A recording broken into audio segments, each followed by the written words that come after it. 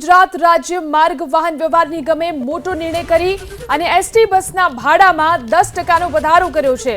જે ભાડા વધારો મોડી રાતથી જ અમલી થયો છે। વર્ષ 2014 બાદ વર્ષ 2023માં એટલે કે 10 વર્ષ બાદ 68% જેટલો ભાડા વધારો કરવામાં આવ્યો હતો, પરંતુ મુસાફરોને એક સાથે ભારણ ન પડે તેને ધ્યાનમાં રાખી તબક્કાવાર ભાડા વધારાનો નિર્ણય કરવામાં આવ્યો છે, જેને લઈ 1 ઓગસ્ટ 2023ના રોજ બસના ભાડામાં 25% વધારો કર્યો હતો। લોકલ સર્વિસમાં કુલ મુસાફરો પૈકી 85% મુસાફરો 48 કિલોમીટર સુધીની મુસાફરી કરે છે, જેમાં માત્ર 1 થી 4 રૂપિયા સુધીનો નજીવો ભાડા વધારો થયો છે, જેથી રાજ્યમાં લોકલ સર્વિસમાં મુસાફરી કરતા મુસાફરોને ભાડા વધારાની નહિવત અસર થશે।